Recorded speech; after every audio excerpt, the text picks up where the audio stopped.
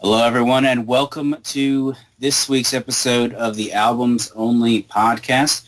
My name is Jacob Slater. With me, as always, is Alan Beavers. Today, we're covering an album from an artist, I should say, that I really enjoy. And I think Alan does as well. I'm talking, of course, of Mr. Don Van Vliet, otherwise known as Captain Beefheart, and his Magic Band, with their 1970 album Lick My Decals Off Baby, originally off of Straight Records, which was the home of Alice Cooper, Tim Buckley, and several other artists.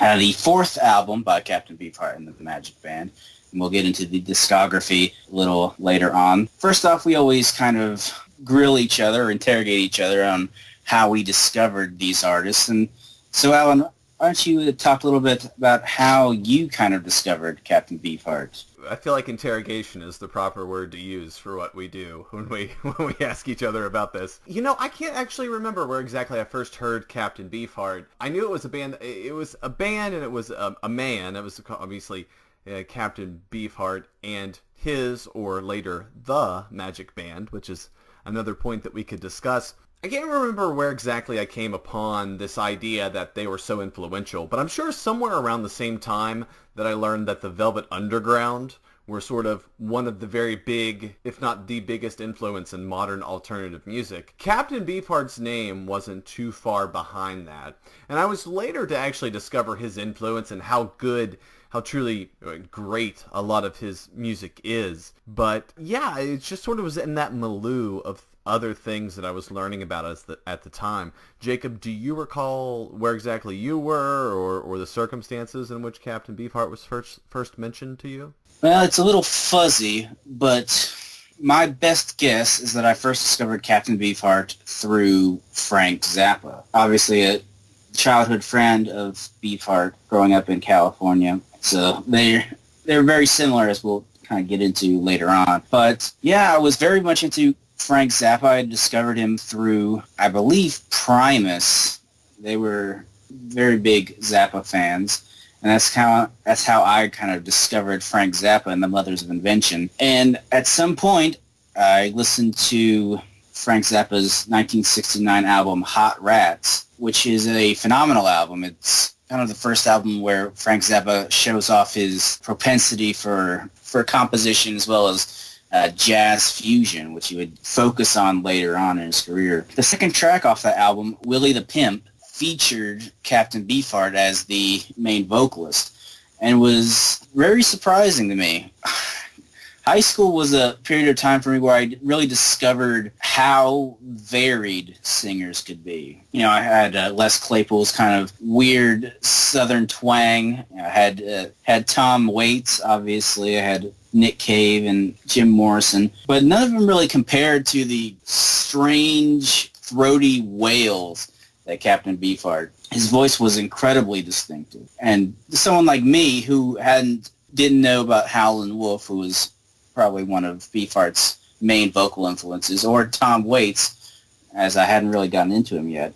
His voice was unlike anything I had ever heard before, and so I had to kind of check him out. I've really enjoyed his work ever since. It's obviously very strange. It's very kind of musically dense, I suppose, hard to get into. Let me see if you agree with this later. My thought is that the word avant-garde to me, I mean, that's sort of like a word in alternative music that gets thrown around, particularly I hear that a lot when people talk about David Bowie's 70s work and some other artists, but I really think that fits the mold here. I really think that's the one descriptor for me that really works. Do you have one? Is like weird the best adjective that you can think of to describe Captain, or? Well, weird is probably the easiest word to go for. I agree, yeah. I've often thrown around terms like experimental, Dadaist, which may not be particularly accurate. That refers to a anti-art movement. I don't know if Captain Beefheart necessarily was aiming for anti-music. I think he was definitely going for kind of more expressionist, more kind of music that gives the illusion of chaos, as we'll kind of mention, was actually very much controlled. I don't know. There are probably many different more exact descriptors you could use, but I think weird is probably the easiest. And of the kind of 60s pioneers of weird, which I always kind of attributed to Frank Zappa, Captain Beefheart, the Velvet Underground, and usually it switched up a bit between like the Soft Machine and kind of these other bands that were introducing jazz and all these other influences into their music. Beefheart stands out as the most aggressively weird out of all of them. Let's get into kind of the discography. We start way back in, I believe, 1967, actually, with Safe as Milk off of Buddha Records, the first album by Captain Beefheart and the Magic Band. Of the Captain Beefheart records, it is definitely the most traditional. Very much is in the vein of blues rock and the psychedelic rock that was prevalent in those times. Very good stuff, though. I think it is kind of the easiest album to get into. Features legendary session musician Ry Cooder actually on guitar on this record. But very good. The only really bit of strangeness I think you can find, aside from bizarre titles of the songs like Plastic Factory and obviously Safe as Milk or Zigzag Wanderer. I think the kind of most aggressively weird song on that record might be Electricity, which is an amazing kind of rock song that features heavily the electro theremin, which we talked a little bit about during our Pet Sounds episode. It was a very new thing, so to kind of see it being used in its kind of formative period is always very interesting. Do you have any opinions on Safe as Milk, Beaves? Not particularly. I think it is a good place to start with Captain Beefheart. I actually, the more I've listened recently, the more I've been intrigued by his later stuff.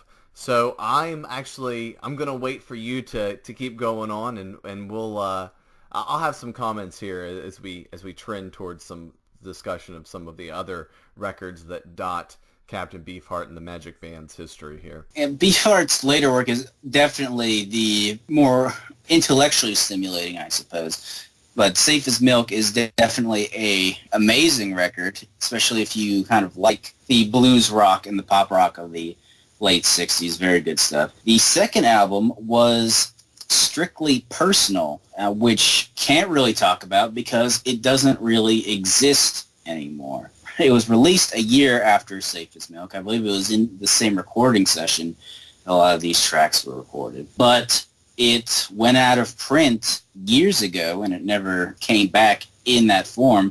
I believe Beefheart said that he really didn't like the production or the mixing on this record, and so it just never really survived. And I believe most of the tracks on this record can be found on a collection called the Mirror Man Sessions. So if you actually want to hear the tracks off of the second album, fortunately you can't. A perfectly named album, by the way. Strictly Personal, released once, and that's it. As kind of forgotten in the past, as Strictly Personal was, the next album is probably the defining moment of Captain Beefheart's career. I'm talking about Trout Mask Replica, released in 1969, which means you would have been getting a Beefheart record every year since Safe as Milk, which is amazing to think about. I think we've talked before about how difficult it can be to just put out one record, maybe back in the My Bloody Valentine episode or something. But to think of putting out a record every year is a phenomenal workload. But Trout Mask Replica was probably to fans of Safe as Milk a cannon shot to the stomach. It was an aggressively weird album, an aggressively experimental album, not only in terms of musicianship, but in terms of lyrics. I believe this was like really the defining moment where Beefheart stepped away from more traditional songwriting subjects, more traditional ways of writing, into much more surrealistic imagery. That's really mirrored by the album cover, and I think for a lot of people, if you're interested in music, if you're interested in alternative music, the cover of Trout Mask Replica is just absolutely quintessential to the essence of it. It truly speaks to exactly what you were talking about, this disjointed nature, this surrealistic sort of experience. It's an album that we've both listened to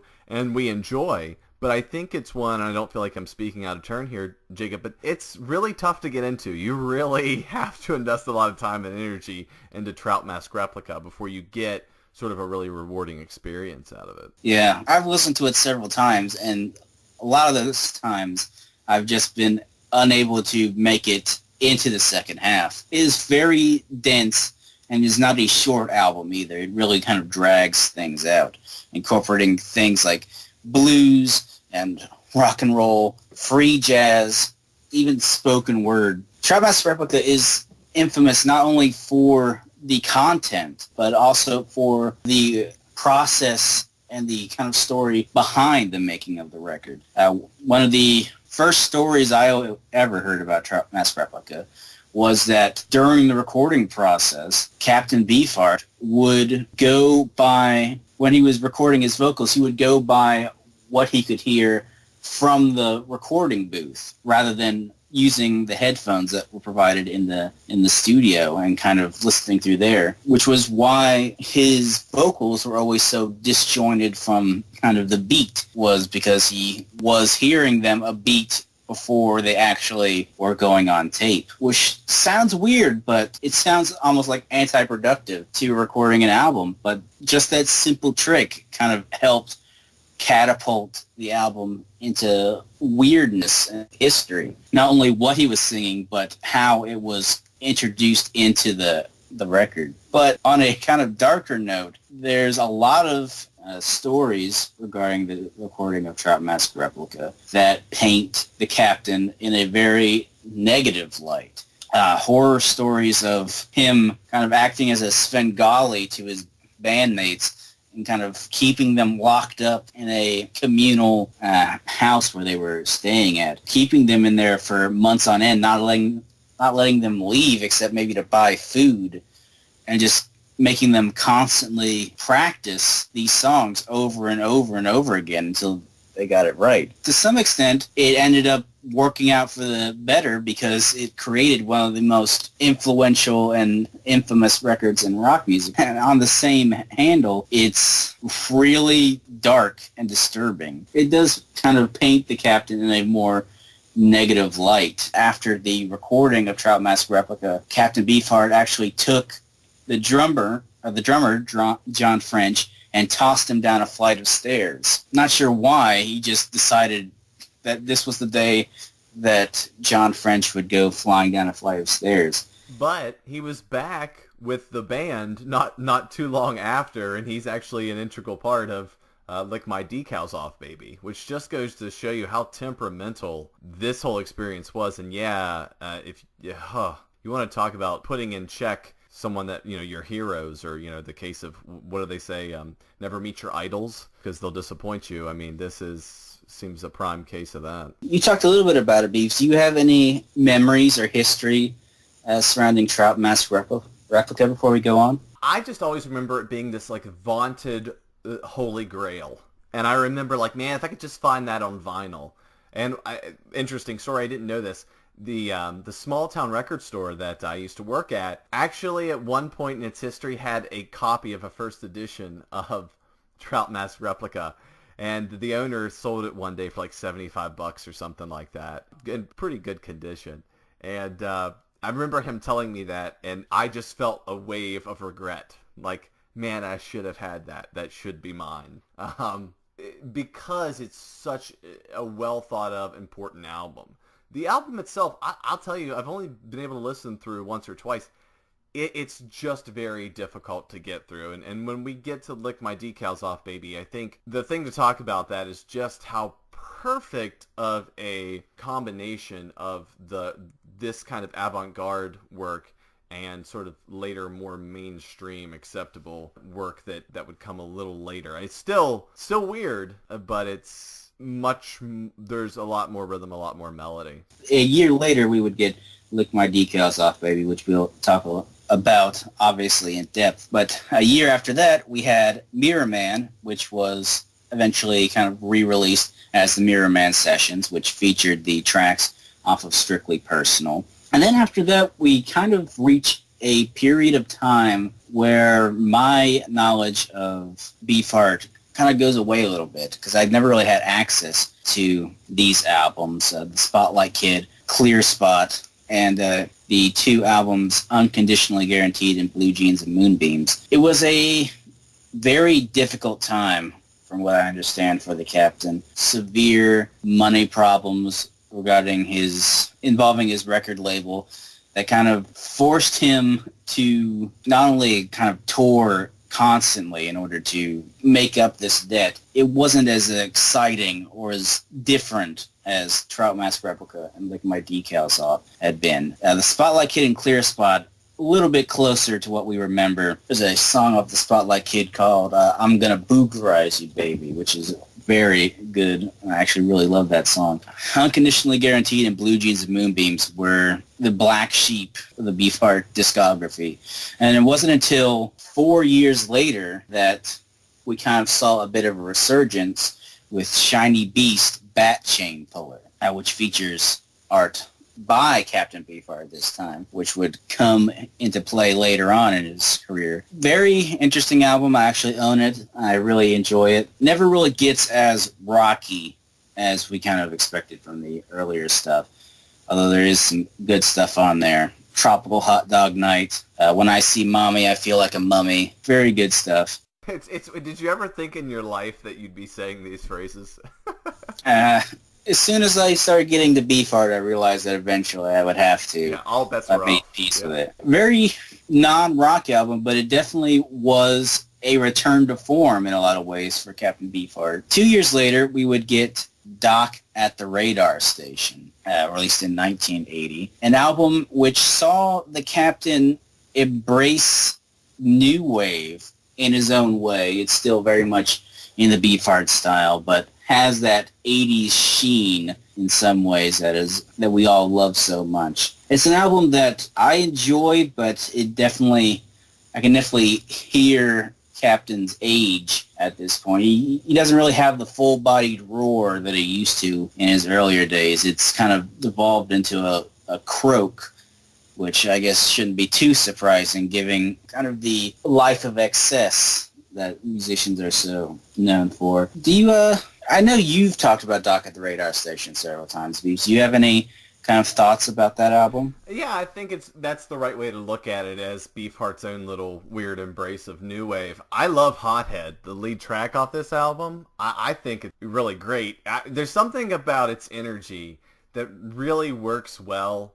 It does have that like putt and putter that runs throughout it that's a little new wavy, it's sort of repeated, and you're right about that. I just really enjoyed this album. I think it's a great one, and I think the one after, Ice Cream for Crow, too, sort of a weird bluesy hybrid thing going on there. The title track off that is awesome, and you're right. You know, even though Beefheart's voice has more or less devolved quite a great bit, it's debased a lot, his delivery on Ice Cream for Crow is great. I really enjoy it. It's just... there's still a magic there. There's still some great music left in him, and he's able to get it out even in 1982 on his last album. And the thing about Beefheart I find so fascinating when you look over all of his discography is you can go to any album, almost any album, I would think. I haven't heard quite all of them, but you can go to all the highlights, and you're going to get something really interesting, and you're going to get something you can enjoy. And I can't say that for every band that I listen to and every band that we cover. And that's high praise indeed, I believe. Ice Cream for Crow would turn out to be Captain Beefheart's last album, released in September of 1982. Later, Don Van Vliet would retire from music and go into painting, where he actually had a lot of success. He was very successful as a painter up until his death. His artistic sense is about as strange and experimental as his music sense. Very interesting kind of guy. But enough about his history. We're here to talk about an album, and that is Lick My Decals Off Baby, released in 1970, featuring Captain Beefheart and this version of the Magic Band, which featured Sudhorn Rollo, who was also known as Bill Harkleroad on electric guitar and what is called glass finger guitar on here. Rocket Morton on the Bassius Ophelius, which, according to Wikipedia, is just a bass guitar, and that was Mark Boston in that role. Drumbo, otherwise known as John French, percussion and broom. I believe the only guy in the Magic Band to have lasted since Safe as Milk. Can I just say, really thought you were gonna say the only guy ever credited with playing the broom. No, because our last member, Ed Marimba, also is credited as broom, as well as marimba. That's a very unique and important club. Yeah, Ed Marimba, otherwise known as Art Tripp. I don't know why you couldn't have been called Art Marimba then, but I mean, I'm not Captain Beefheart. I don't know what he wants to do. Produced by Don Van Vliet. A very interesting lineup. Kind of had some returning faces like Zoodhorn Rollo and John French, obviously, and the first appearance, I believe, of Ed Marimba. But let's get to the songs proper. Unless you have anything you want to add before we start, Beaves. You know what? This just came into my mind. You know, this is the first instance where, from 1969 to 1970, from Trout Mask Replica to Lick My Decals Off Baby, the credits go from Captain Beefheart and his Magic Band to Captain Beefheart and the Magic Band. I assume that after that 8 months of what can only seem like, to some degree, hell that many of the members went through to record Trout Mask Replica, there was a certain level of autonomy that had to be offered by Don Vliet. That's curious to me. There's a very slight change, but that change seems to be important. I don't know, that's not something that we've talked about before, but just an interesting thought to throw out there. The Magic Band would change members continuously over the years, I believe. And we haven't yet gotten to the era of the Mascara Snake in Captain Beefheart's history.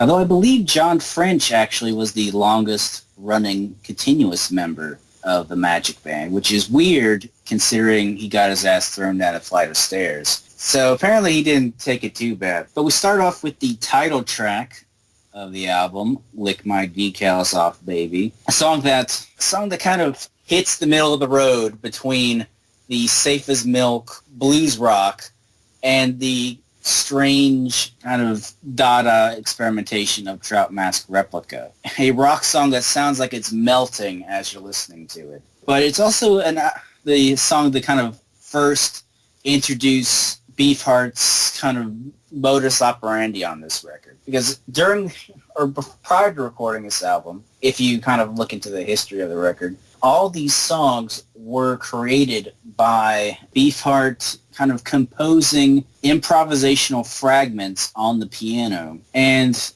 whatever fragments were considered good enough to record, Zoodhorn Rollo would take them and record them. Eventually, what you get in a finished product is several different threads of music going on at the same time, sometimes countering each other. You'll have the drums going at 4/4 time, and like the bass going at 2/4 time, and the guitar's doing whatever it wants to do. And the first time you listen to it, it feels like chaos. It feels like you're just listening to noise. It doesn't really make any sense. But the more you listen to it, and this is the kind of beauty of Captain Beefheart's music, the more that you listen to it, the more that you can see a internal rhythm, I guess. Kind of a rhythm that appears in the absence of kind of a proper rhythm, a sub-rhythm, if you will. Just the way that the second drum beat will match up with the bass line. At some point, you'll just hear a song underneath a song, which I find very interesting. Well, I agree with you completely. That's the real trick about avant-garde music, is that there are odd time signatures, particularly with Captain Beefheart, but your mind, after a few listens, starts to memorize them. And they start to memorize all these different sections that seem like chaos. Well, you're used to hearing something in 4/4 time, and then you hear it in 4/7 time, or 7/8 time, or all these other... You hear things out of sync in ways that you're not used to, then your brain has a hard time following it. But the more you listen to this, the more you sort of memorize everything, and the more just you sort of realize the genius of it. And Lick My Decals Off Baby is wonderful in that regard. And the other thing that we haven't talked about yet, which is just another reason why Don Van Vliet is so important, are the lyrics. And they are usually absurd. They're also very surreal. But they're also, in this instance, sexually explicit without the words, without the actual, without the, what we would associate with particular words as being sexually explicit.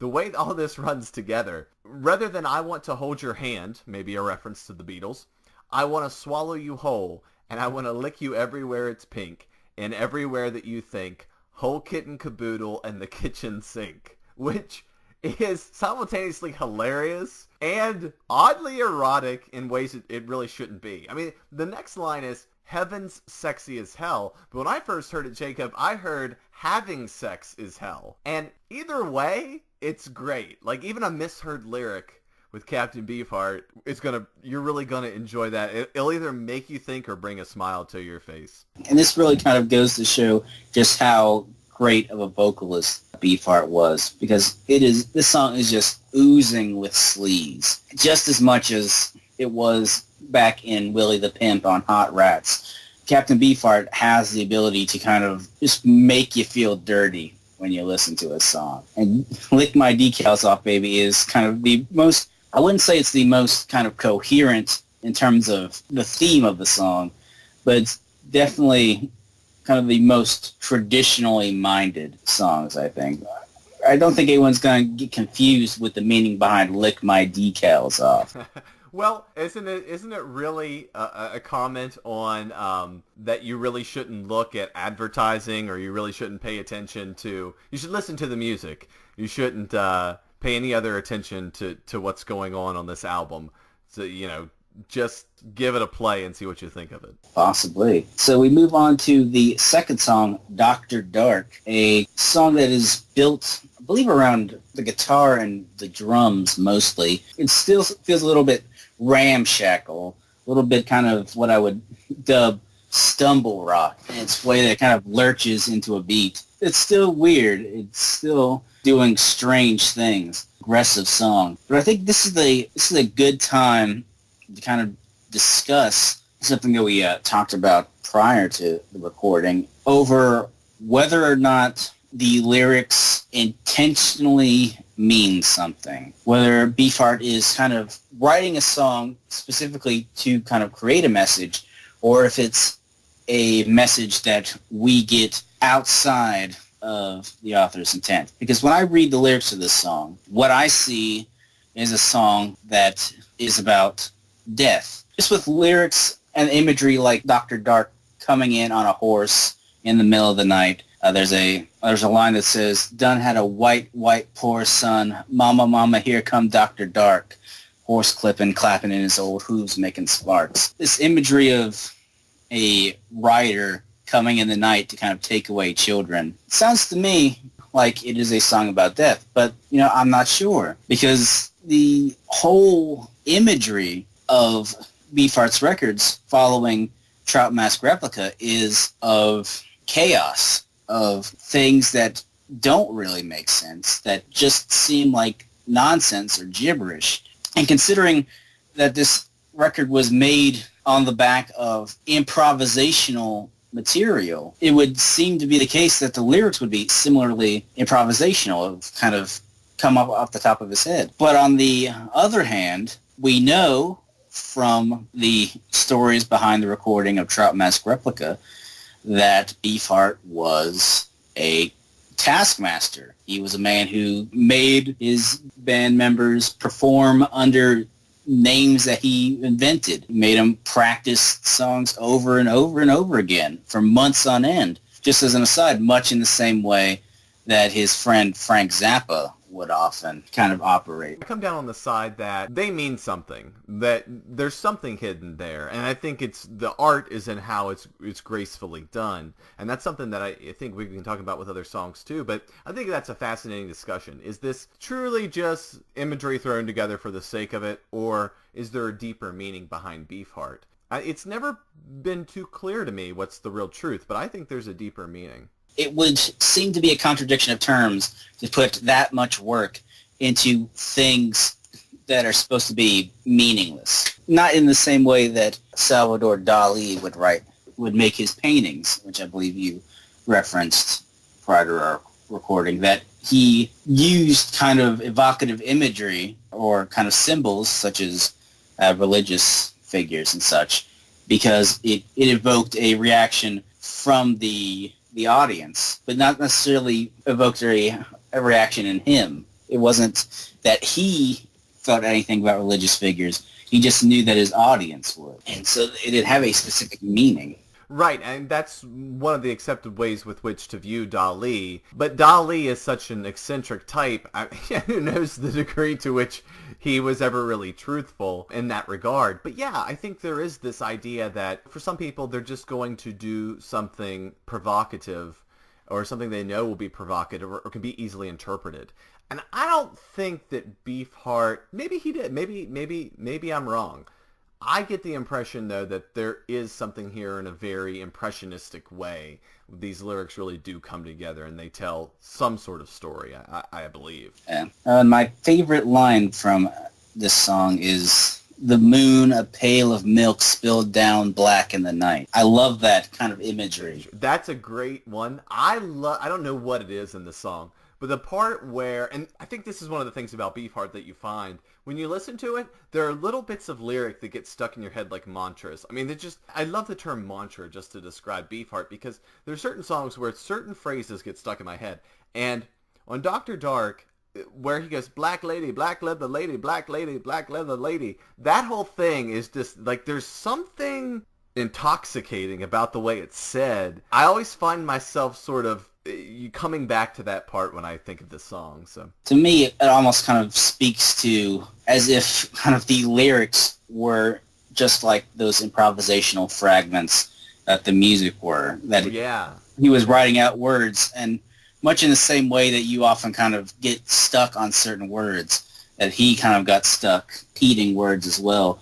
Kind of almost a stream of consciousness. Exactly. That's a wonderful way to think of it. Absolutely. So we move on to the third track, a song that I think both of us really like, "I Love You, You Big Dummy," which, listen to Child Mask Replica, you might actually be surprised to find a rather traditional blues rock song. It's not really lyrically complex. It's not really musically complex. It's just straightforward blues rocker with some amazing harmonica. Yeah. Kind of the one thing I've always really loved about Beefheart as a vocalist is just his shouting. Not really singing words. He's just kind of shouting, making that into a texture of the music. This song, to me, when you look at the lyrics, they're very simple. Love has nobody. I love you, big dummy. Nobody has love. Nobody has love. Breathe deep. Breathe high. Breathe life. Don't breathe a lie. I love you, you big dummy. There's something just very like free-spirited and sort of living in the moment about this song. It's also the most, as you mentioned, sort of straightforward blues rocker on the album. The harmonica is awesome. The lyrics and the actual performance of the song marry nicely when I really think about this, because the lyrics sort of reflect the attitude of the song and vice versa.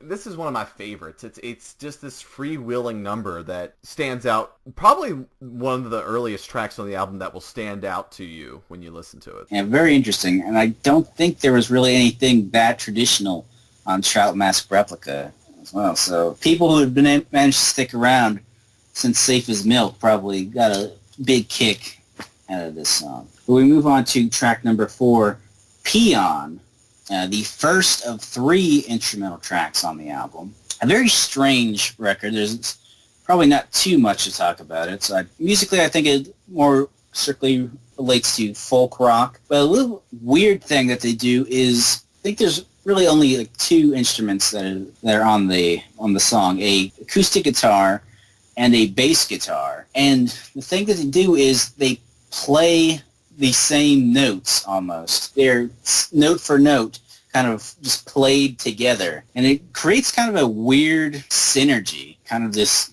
high acoustic guitar picking with this kind of low rumbling electric bass. thing going on. Very simple, but I really kind of like that. It's an interesting reprieve, I think. Yeah, I really don't have too much more to comment on it. I think that leads us into Bellerin Plain, which I know you're a big fan of. But yeah, it's just a nice little instrumental track, and it's an interesting break before we start back in. So, Bellerin Plain, a song that is, and I'm going to make an assumption here, is about a train. There are several references, sunburn bounce soot off the black smokestacks, parapliers pinched up slow down the sky, blue abhorred the engineer's voice, whistling down low and piped like clacks by the old scarecrow. So a song kind of about a train passing by, I assume.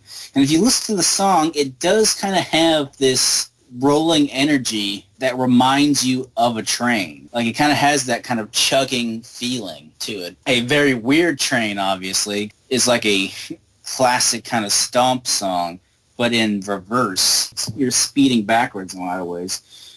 But very much a song surrounded by a train. I just want to say, yeah, I agree with you. I mean, the very last lines, all aboard, the lantern flared and the caboose waved, ah, green gone, go on.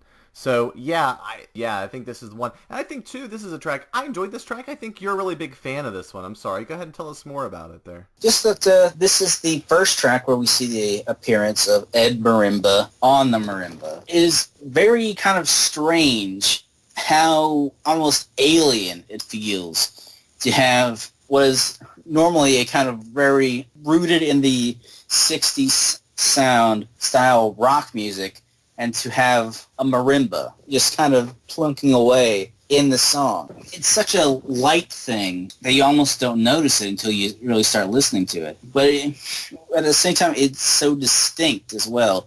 I don't think there's really any other albums I've ever heard of where the marimba is so kind of prominent on a record, but at the same time, well, I should say just that it's prominent at all. We've had stuff like xylophones and marimbas in works like Pet Sounds, stuff like that, where it is part of a kind of larger collective of orchestration. But this is really the only time I can think of where we see a singular instrument kind of taken out of that orchestral sound and kind of put into the mix of a rock album. It really is featured on this album. You're right, too. I think... and I even asked you. I said, "Is that a xylophone?" I didn't know what exactly that was. I don't have the musical chops to know right offhand, but obviously I know it's a little out of place, and it really is unique in that sense. It'll come back in on some other songs that I really like Petrified Forest, but yeah, it really is unique when it comes in. Even like Woe Is Me Bop, I mean, it stands out so much here. Yeah, I think I love the breakdown in the middle too when the marimba is first introduced in Bellerin Plain. That's the part to me that really stands out in this song. Thing I want to add before we move on is that I believe this is the first appearance of the saxophone on this record, performed by Captain Beefheart, who performed both tenor and soprano sax on this album. And, I mean, it's not kind of traditional saxophone music. Both of us really love saxophone. We've profiled several albums that kind of feature the saxophone, but not quite in the same way that Captain Beefheart does saxophone.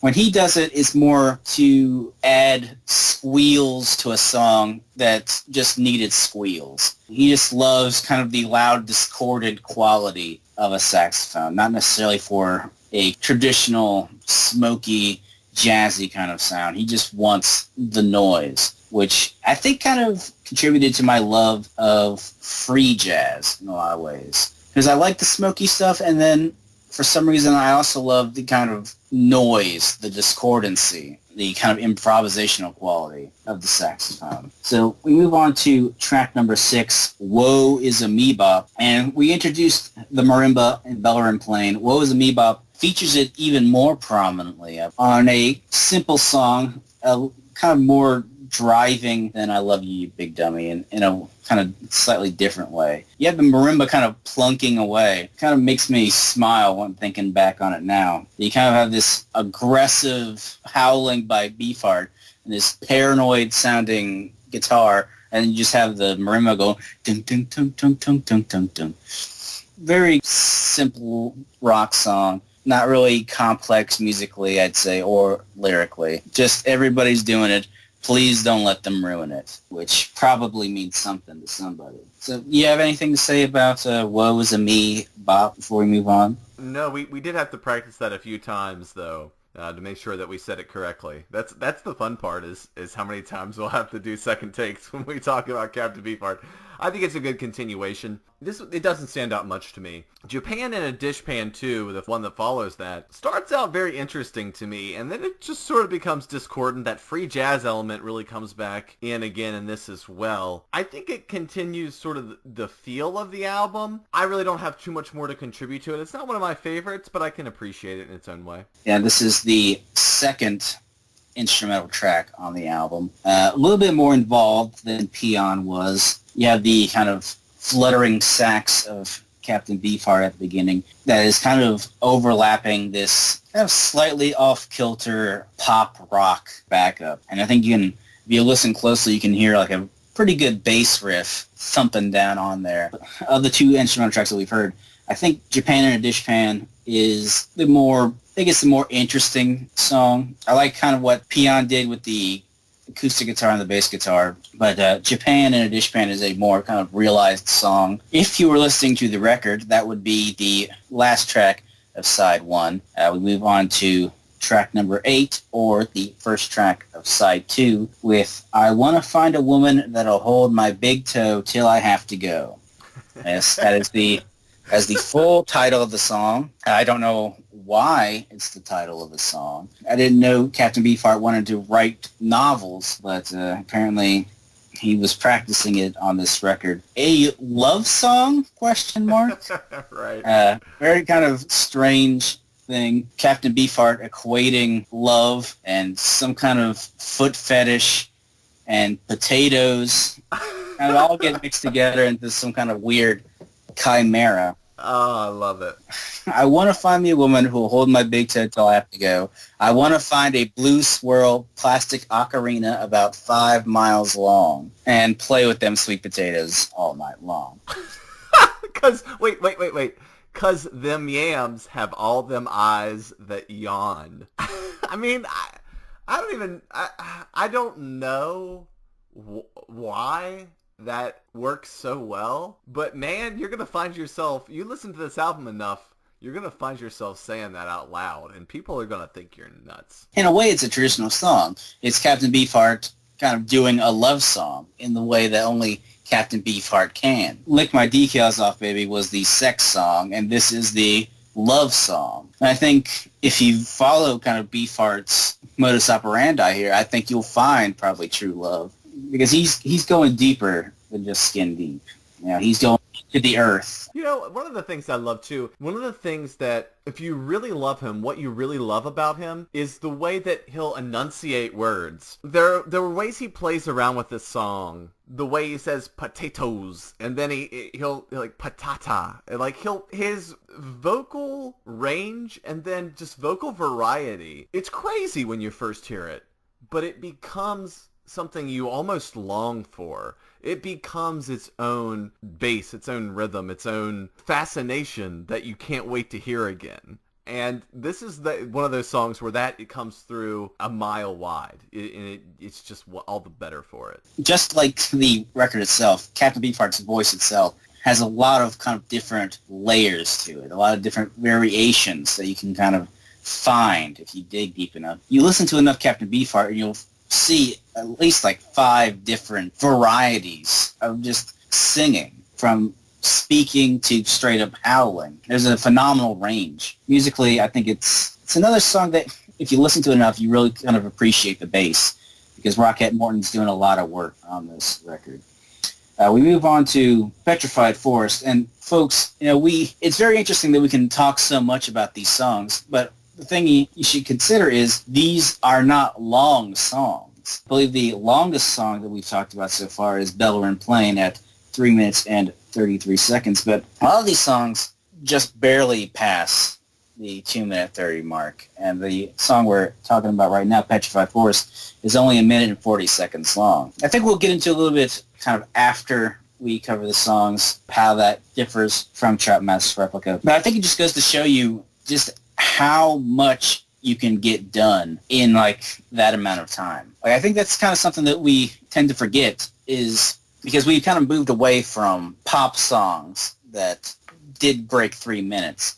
You know, we kind of expected longer songs, grown to enjoy longer songs. But like the length of a song doesn't necessarily mean there's more going on. The great thing about Lick My Decals Off, Baby, that you'll find is that there's so much to kind of explore and discover in just tiny fragments, little tiny amounts of time. Is really kind of brevity is the soul of wit kind of scenario. But getting into the song itself, Petrified Forest, I know that you mentioned that you really like this song, and I'll let you kind of speak on it a little bit. This song is sort of discordant at the beginning, and it's sort of hard to get into it. And then by the end, what I love it, I sort of love... I mean, we've talked before about dynamics, about like loud, quiet, loud. But there's also another game to be played, which is discordant, this sort of discordant effect that you get, or that you can do, where you've got so much going on that there's really not a clear quote-unquote beat. Or there's, you know, it seems like this morass that's not going anywhere. And then at the very end of the song, like the last 20 to 25 seconds, I love the last 20 to 25 seconds of the song. And it's weird because it makes it for me. I don't even notice the first minute and a half. But then it sort of clears up and has this beautiful little interplay between the marimba and the guitar at the very end. And it's not very long. But it works. And that's what you remember. At least for me, I long for that moment again where I'm going to hear that nice little 15 to 20 second play at the end after all this cacophony. And that's what I actually really love about the track in a weird way. I know that's going to seem odd to some people, but if we return to my use of the term stumble rock, it's a very kind of heavy, lurching kind of song. The thing that kind of struck me when I first heard of it is that I don't know how you describe it, the guitar riff or the guitar tone at the beginning of the song is actually incredibly similar. It might just be the exact same kind of opening to I'm Gonna Boogerize You, Baby, which featured in 1972's The Spotlight Kid, which is a song I really love. That kind of shimmering, but at the same time kind of smoky guitar sound I think in the song I really enjoy it, and it's a very good song. And I think this is another song where you can definitely claim that Beefheart was aiming for a specific theme and not just kind of going improvisational strictly off the top of his head. Because to me, I say to me, so obviously I'm speaking entirely from my own perspective, it seems to be a song, and not the only song, mind you, on this record, that has a kind of environmentalist theme to it. Obviously the term petrified forest might give it away in some way, but lyrics like breathe life into the dead dinosaurs, let the past demons rear up their heads and belch fire into the air of now. No flowers shall grow where oil shall flow. No seed shall sow in salt water. If the dinosaur cries the blood in its eyes and eats our babies for our lies, belch fire into our skies. Maybe I'll die, but he'll be rumbling through your petrified forest. It could be a song of condemnation, but to me it seems like an environmentalist message. Very dark song in its imagery, but a very entertaining song as well, especially for that Boogerizing opening. So we move on to track number 10, the last of the instrumental tracks, One Red Rose That I Mean, is another one of those songs that is strikingly normal. Kind of nothing strange about it in the same way as Japan in a Dishpan or Peon. It's just a quiet song. I think it's driven by acoustic, maybe a light electric guitar. And it's kind of a nice little folk song, or a folk rock song at least, that I really, really like. Moving on to track number 11, a song that we've talked about a lot prior to recording. I think it's a song we both like, the Buggy Boogie Woogie. And you can't imagine how many times I screwed up saying that song title. A song that I believe we tried to derive a lot of different meanings from, which is where we kind of got the Dolly comparison in the first place. But literally, it is a song about a guy who's sweeping up the room and he hits a spider, and then suddenly there are baby spiders all over the floor. if you read the lyrics, that is what the song is about. But if you look a bit deeper, I think you'll find something a little bit else. If you don't mind, Jacob, I just want to make my case here. And I went ahead and ran this by you, and I get it. Look, it could be nothing. But I like the idea of the $2 room and a $2 broom. I assume this is 1970. A $2 room is a very inexpensive room, probably one meant solely for sexual activity, obviously. And I don't know what the cost of a broom in 1970 was, or 1969 when this was probably recorded. But I assume a $2 broom is probably a very nice broom. It's probably sweeps well, or, it's got great fibers at the end of it. I don't know. My point is, what this world needs is, again, this is around the hippie movement. This is around Woodstock. This is around that time. What the world needs is love, just to love each other, and to sort of sweep away all the bad elements, or to sweep away the dirtiness. I don't know if there's any truth to that. I just like to imagine that's what I'm hearing. And knowing what we know about Beefheart, I don't think that's crazy to think there's something to that. Obviously, we look back on Lick My Decals Off, Baby. I don't think Beefheart is necessarily one to shy away from sexual content or the implication of sexual content in the songs. I know when we were talking about it, I posited that it was a song of recrimination. That this was a person who saw the modern trappings of today and was rejecting them, saying that, all the world really needs is a $2 room and a $2 broom that return to a simpler form of life. But on a third hand that I thought about recently is that given that this is just that musically it's kind of a simple blues song, it's a boogie-woogie song, it could just be Beefheart following his influences with a blues track where you just kind of sing about your life, sang songs about love in vain or a train that's coming around the bend. In Beefheart's mind, that becomes, well, I was sweeping up and I hit a spider. Just taking real life and transporting it into music. So it could be anything. It could be, obviously, in the words of Dali, doesn't mean anything, but it's always interesting to kind of speculate. Don't let it be said that the Bucky Boogie Woogie isn't a good song, because I really like it. It has some really good kind of screaming by Beefheart. So we move on to track number 12, the Smithsonian Institute Blues, in parentheses, or The Big Dig. Another song that is kind of more traditionally minded rock. Definitely kind of sounds closer to what we assume to be rock music than, say, Dr. Dark. It's a song that I really enjoy. I don't know. I think you mentioned that you really liked it as well. Yeah, the Come On Down to the Big Dig. I also think the marimba here is great again. It's really brought to the fore here. This is another one of the songs where they use it really well. And you just sort of, that mantra, again, these mantras, come on down to the big dig.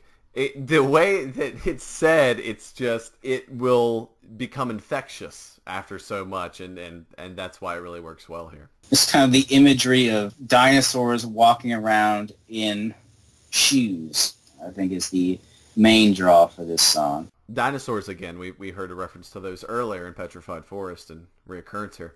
Or Dinosaur's shoes. Beefheart mentions at some point. A really simple song. The big kind of difference between that and the previous song, the Buggy Woogie Woogie, is that although they're both kind of more traditionally based rock music, I think it's that marimba, again, that kind of adds this texture to it that sets it apart. It's kind of hard to describe, unless you've heard it yourself, how much that marimba keeps sticking out. It almost sounds like something that should not be in a song. But it's not a bad inclusion. It's just always kind of noticeable. So we move on to track number 13, Space Age Couple. Just a paranoid, bouncy kind of song. Hops forward constantly. Herky-jerky in that way. So another song that I think has a environmental message. The way that Beefheart says, Space Age Couple, why do you hustle and bustle? Why don't you drop your cool tomfoolery and shed your nasty jewelry?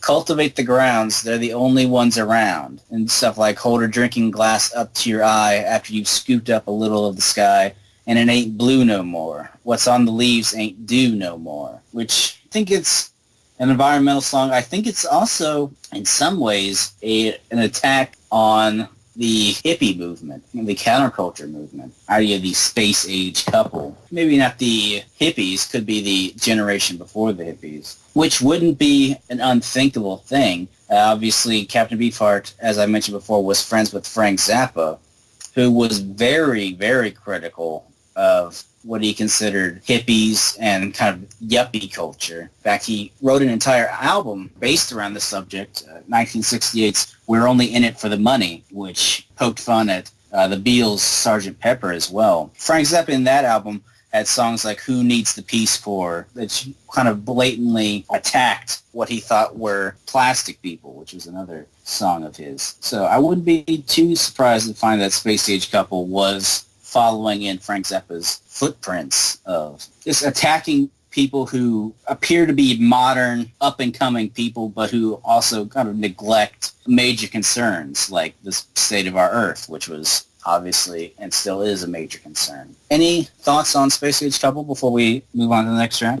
I really like it. It's another one with that. There's a mantra here to be repeated. Space Age Couple, won't you flex the magic muscle? I agree with your analysis, though, on sort of the hippie, quote-unquote, culture, new age parenting, that sort of critique seems to me to be valid when we really look at it there. I like this track a lot. I think it's a good continuation. From the Boogie Boogie Woogie to the Smithsonian Institute Blues to Space Age Couple. That's a great run of tracks. I really enjoy that quite a lot. And then things really go a little sideways on the track The Clouds Are Full of Wine.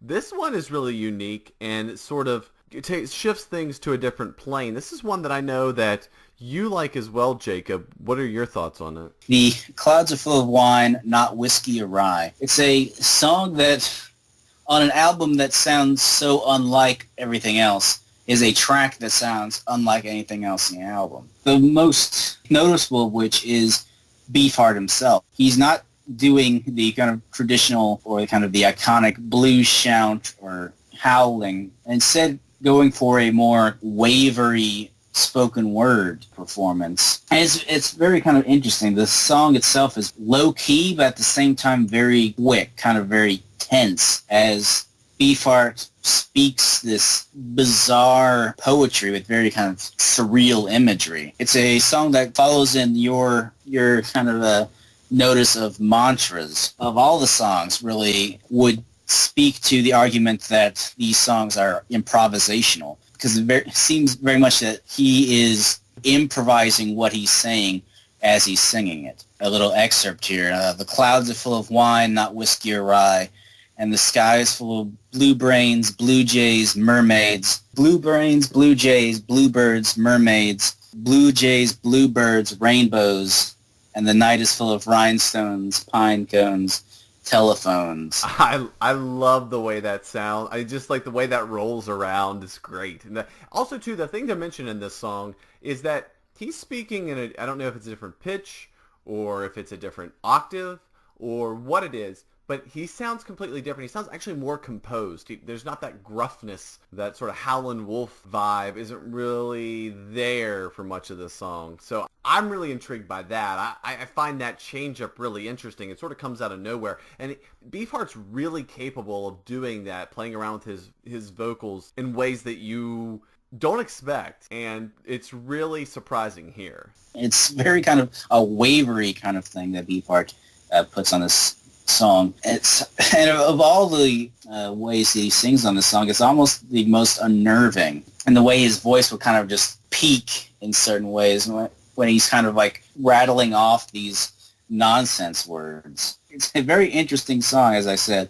Doesn't really sound like anything else on the record, and I think that's kind of the main draw of it in a lot of ways, is not only this difference, but in this kind of paranoid nonsense poetry. It feels like you're going to have a panic attack when there's something when you listen to it. And so we come to the last track on the album, and also the longest track, Flash Gordon's 8. Talk about a panic attack. Yeah.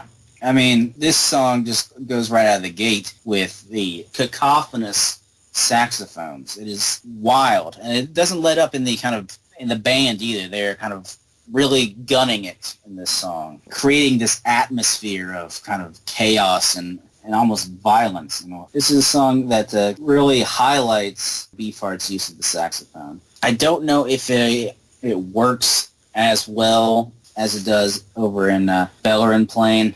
I think it's almost a little bit too much discordancy at the beginning of the song. There are moments where, though, this discordancy, this cacophonious blast, when he spits out the line, "Pull off the adhesive tape," it's something about the way he says adhesive.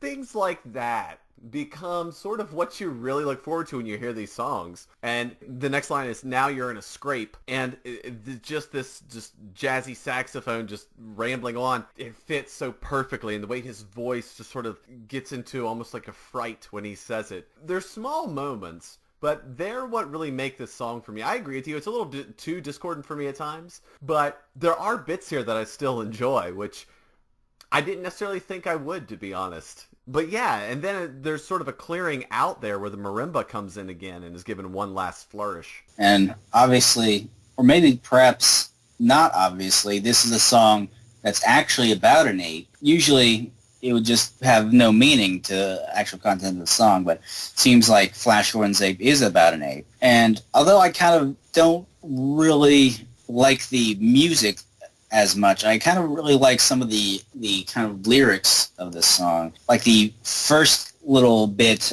you jumped when the air hit your eyes, you wanted to go back, but there wasn't none. It almost sounds like nonsensical, but I kind of like the way that sounds. I mean, it's kind of like the same as the old saying, "You can never go home again." But it's kind of taken a step further with Beefheart, just that you wanted to go back at all, but there wasn't anything to go back to. And now you've been going back for so long that you think there is one. And it makes me laugh to hear you say how far you've come when you barely know how to use your thumb, which, as we all know, is really hard for apes. The use of thumbs is a very sensitive issue for them. But this is also another song that features an environmental message where he says, "You're an escape, take to your trees, there's no escape, the leaves are getting faker every day.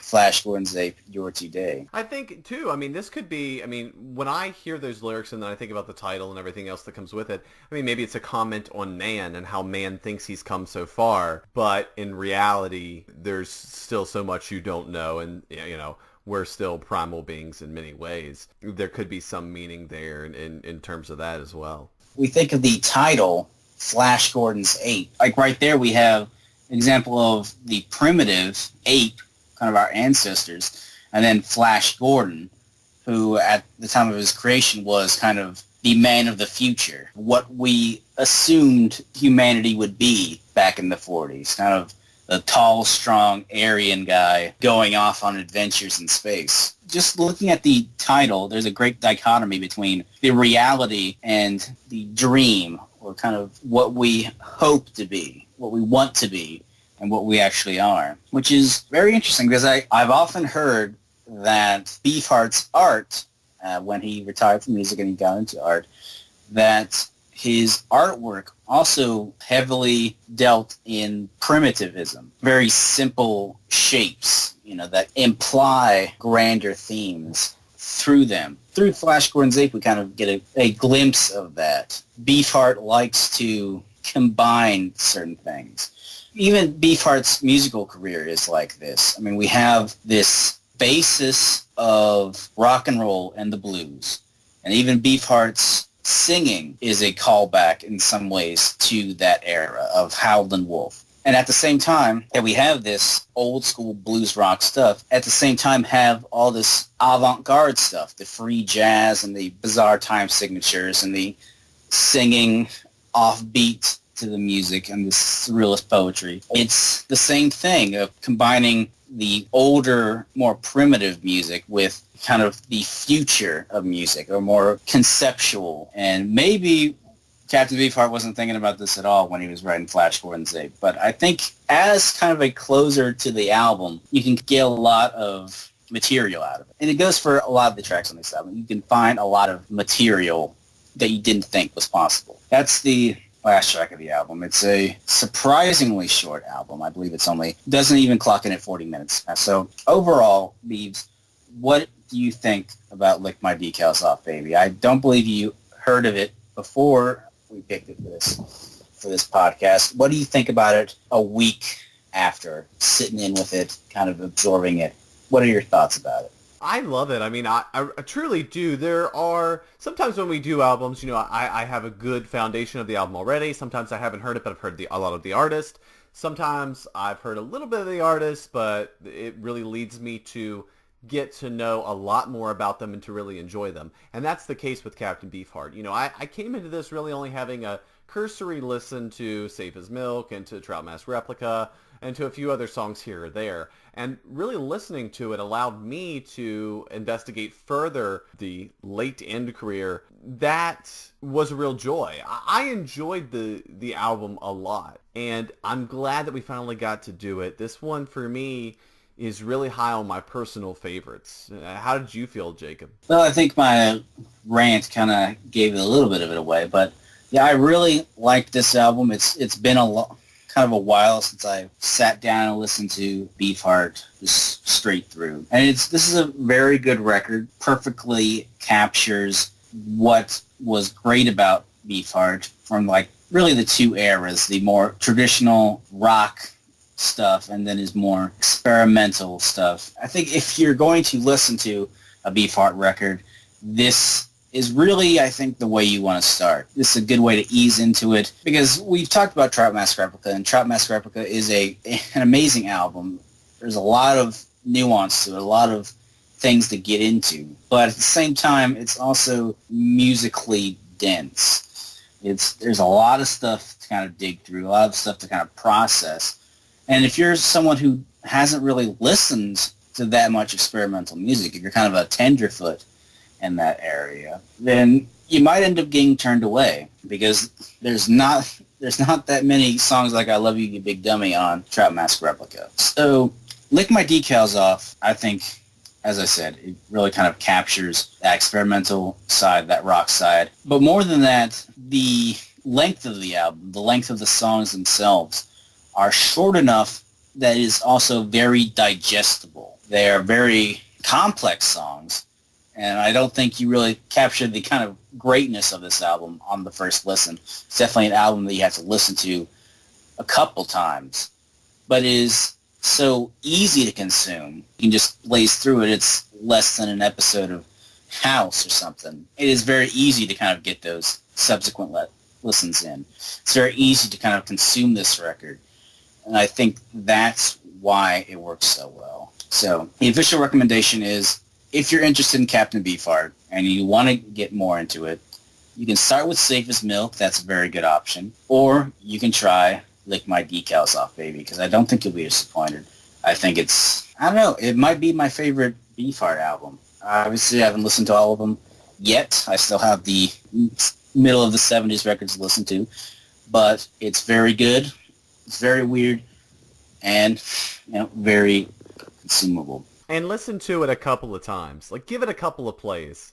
You give it a couple of plays, I think it'll really start to stick with you. I think you'll really be very interested in it. Next week, we're going to have a band that you're probably not familiar with, a band that I wasn't familiar with before we picked it. It was very much a case of random chance that we got this band. Talking about Secret Oyster is a band from Denmark, Copenhagen, Hovedstaden. We're going to listen to the 1974 album Sea Sun. And just a little trivia for this album, because really we're not going to have much trivia to talk about next week. A little trivia, this band was formed from the members of another Denmark band, Burnin' Red Ivanhoe, and they actually toured with Captain Beefheart and his Magic Band, which is complete coincidence, but how cool is that? That was so perfect. And just supported Captain Beefheart on tour in 1975. So